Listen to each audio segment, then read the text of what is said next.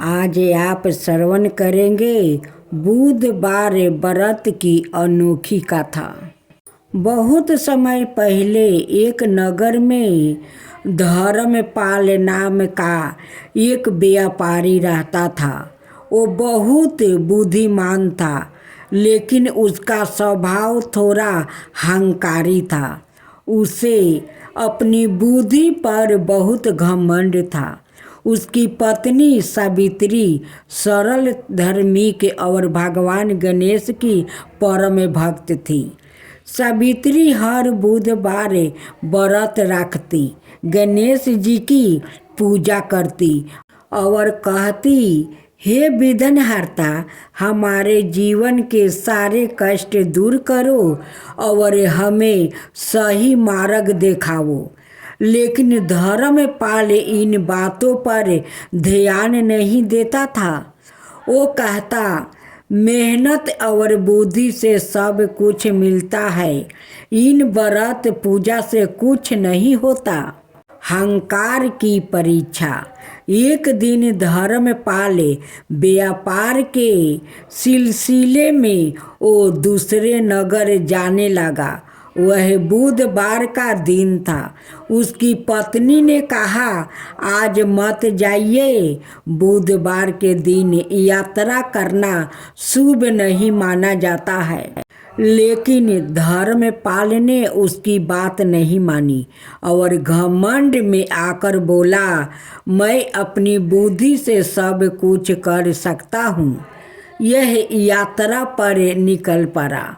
रास्ते में उसे एक अजीब घटना हुआ।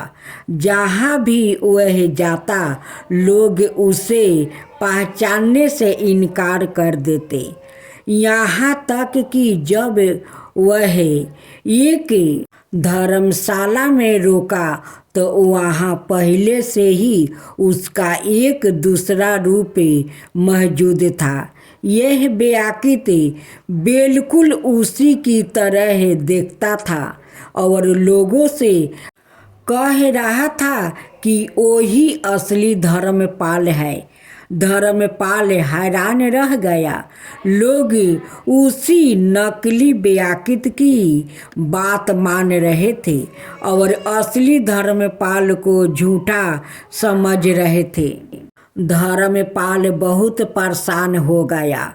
उसके पास ना पैसे बचे और ना कोई सहारा।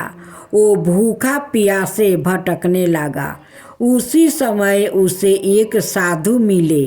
साधु ने कहा, बेटा, यह सब तेरे अहंकार और बुधवार के नियम तोड़ने का परिणाम है। भगवान गणेश बुद्धि और विवेक के देवता है। तूने उनकी अपमान की है। धर्मपाल को अपनी गलती का एहसास हुआ। उसने रोते हुए कहा, मुझे क्षमा करे, मैं अपनी भूल सुधारना चाहता हूँ। साधु ने उसे बुधवार का व्रत करने और गणेश जी की पूजा करने का उपाय बताया। धर्मपाल ने पूरे मन से व्रत करना शुरू किया। वो हर बुधवार गणेश जी की पूजा करता, कथा सुनता और सच्चे मन से प्रार्थना करता। कुछ ही सप्ताह बाद चमत्कार हुआ। वो नकली व्याकृत अचानक गायब हो गया और धर्मपाल की पहचान वापस मिल गया। लोग उसे फिर से पहचानने लगा और उसका व्यापार भी पहले से बेहतर वो चलने लगा। जब धर्मपाल घर लौटा तो उसने अपनी पत्नी सावित्री से क्षमा मांगी और कहा, तुम सही थी। सच्ची श्रद्धा और व्रत का महत्व बहुत बड़ा होता है। अब दोनों पति पत्नी मिलकर हर बुधवार व्रत करने लगा। उनके घर में सुख, शांति और समृद्धि आने लगी। साथियों, बुद्धि का घमंड नहीं करना चाहिए। सच्ची बुद्धि विनम्रता में होती है। बुधवार का व्रत और भगवान गणेश की पूजा करने से जीवन के विघ्न दूर होते हैं। विश्वास, नियम और भक्ति से हर कठिनाई आसान हो जाती है। दूसरी कथा, सच्ची बुद्धि का रहस्य। गणेश जी की अनोखी कथा। बहुत समय पहले एक सुंदर नगर में एक व्याकित रहता था। नाम था माधव। वह पढ़ा लिखा था, चतुर भी था, लेकिन हमेशा परेशान रहता था। उसे लगता था कि उसके जीवन में बार बार बाधाएं आ रही है। माधव हर दिन सोचता, मैं इतना बुद्धिमान हूँ, फिर भी मेरी किस्मत क्यों साथ नहीं देती। एक दिन वो निराश होकर जंगल की ओर चला गया। वहाँ उसे एक छोटा सा प्राचीन मंदिर दिखाई दिया। वह मंदिर भगवान गणेश जी का था। मंदिर बहुत साधारण था, कोई खास सजावट नहीं थी, लेकिन वहाँ एक अजीब सी शांति थी। माधव मंदिर में बैठ गया और बोला, हे गणेश जी, अगर आप सच में विघ्नहर्ता है तो मेरी समस्या क्यों नहीं दूर करते। तभी वहाँ एक वृद्धा पुजारी आया। उन्होंने मुस्कुराकर कहा, बेटा, गणेश जी विघ्न तो दूर करते हैं, लेकिन पहले वो यह देखते हैं कि तुम विघ्नों से क्या सीखते हो। माधव को यह बात समझ नहीं आई। उसने कहा, मैं तो हर समस्या से बचना चाहता हूँ। पुजारी ने कहा, यही तो तुम्हारी सबसे बड़ी बाधा है। पुजारी ने माधव को एक छोटा सा काम दिया। इस मंदिर के सामने जो पेड़ है उसे रोज पानी देना। माधव ने सोचा, इतना छोटा काम है, इससे क्या होगा। फिर भी उसने काम शुरू किया। पहले दिन उसे बहुत आलसाए आ गया, दूसरे दिन बारिश हो गई, तीसरे दिन उसे गुस्सा आया कि यह काम बेकार है। लेकिन धीरे धीरे वो रोज बिना रोके पेड़ को वो पानी देने लगा।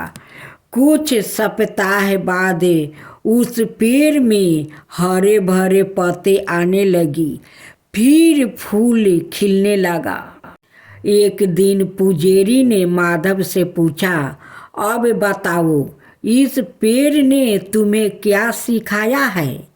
माधव ने सोचा और बोला, धैर्य, नियमित और विश्वास बिना इनके कुछ नहीं मिलता। पुजारी मुस्कुराया और बोला, यही गणेश जी की सच्ची बुद्धि है। केवल चतुराई नहीं, बल्कि धैर्य और संतुलन ही असली बुद्धि है। तभी अचानक मंदिर में एक प्रकाश फैला और भगवान गणेश जी की दिव्या वो झलक दिखाई दी।